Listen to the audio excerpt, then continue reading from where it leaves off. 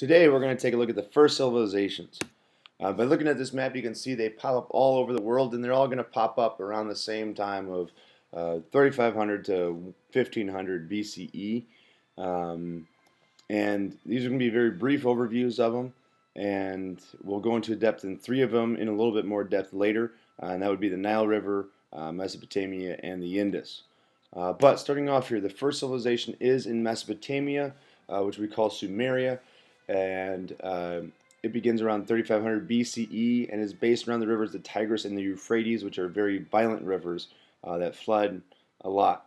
And in there, they set up the first major cities, they set up the first governments, and the biggest thing that happens is they set up the first written language, which allows for the accounting of stories, laws, calendars, the ability to write down histories, so that it's always there. It doesn't have to be passed down by spoken word, which is what had to be done all through the past before this time. And this civilization is a lot more urban focused in that it's all based around cities. There aren't many people that live out in the countryside. Most people live in the cities and then go to the countryside to work their farm areas. And so that's Mesopotamia. And then the next earliest one would be the Nile River civilization, which we know as Egypt. And that also begins around 3500 BCE. It could be a little bit sooner, a little bit later. Usually Mesopotamia is claimed as the first civilization, and then Egypt is kind of right there in the second. And the Nile River allowed for the Egyptian civilization, also the Nubian civilization further south, up the Nile River. And so these two civilizations were established. The first one, the Egyptians, by the pharaohs, when Lower Egypt and Upper Egypt were combined into one kingdom. And then Nubia kind of followed suit down south and would replicate everything that the Egyptians did, but modifying it to their own little culture as well. And both civilizations always have close contact with the Sumerians, just because of their proximity in the world. And so there's Egypt, and then we got the Indus Valley. This is in India, along the Indus River, and very highly planned cities, much more highly planned than Uruk. The city was organized. Every house was almost the same, which is why there's a thought that it might be an egalitarian society where everyone's equal. Also, we don't know if there was any kings or whoever led it, because we can't translate the written records. And so we have a writing system, but we can't understand it yet. So we're working on that. And then it surprisingly fell, and we don't know why, whether it was environmental, the river changed course, major natural disaster, soil erosion, whatever it was there, if they were invaded by the Aryans who would come into India a little bit later. After the Indus Valley, we have the Huang River, which gets established around the same time. This is in China.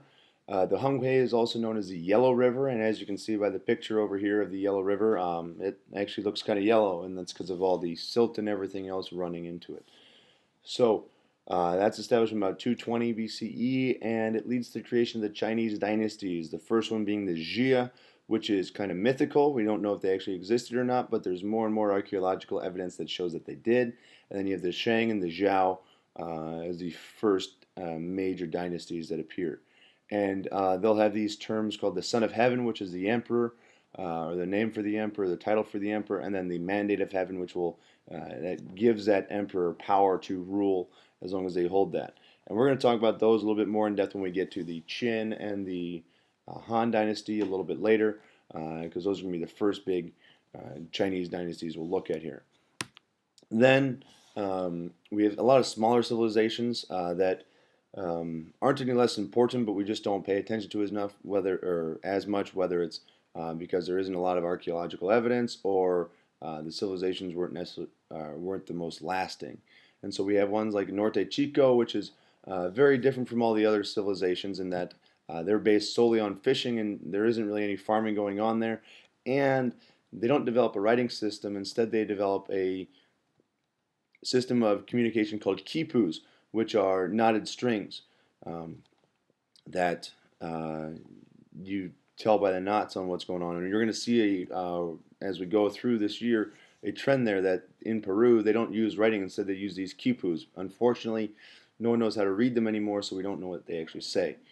Um, then we have the Axis, or the Amu Darya River in Central Asia, which built large walled cities and were trading hubs for the trade going across Eurasia, from India um, to Sumeria, Mesopotamia, and also maybe going to as far as China as well.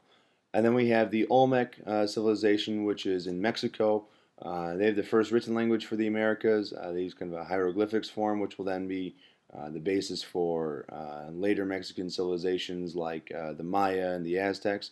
And they also developed or carved these huge stone heads of their leaders, um, which are one of their major lasting features. And then the last part is, with civilization, what we have is this idea of urbanization, or this practice of urbanization, where more and more people move to cities, and cities become the focus of life. And with that, they become the political and religious capitals or centers of those civilizations. And so, some of these major cities are cities like Uruk, which is in Mesopotamia, and they're known for their really large walls, about 20 feet high, and their giant ziggurats, which is where their temples were. And those are giant step pyramids kind of going up. And they would be the largest structures and in the center of these cities. Then we have cities like Mohenjo-Daro in the Indus Valley, which we talked about a little bit, that they're highly organized. And they also had indoor plumbing and sewer systems, which are very unique for the time. We won't really see that at all until we get to ancient Rome, and then we'll see that disappear again until more modern times. And then we have huge cities like Teotihuacan in Mexico. This will happen much later than our first civilizations, but you'll have a population there around 200 plus thousand people, with a very diverse group of people from the Americas, all different tribes of Mexico, living in there and trading in the large city, with very, very large step pyramids, as you can see over there in the picture right here.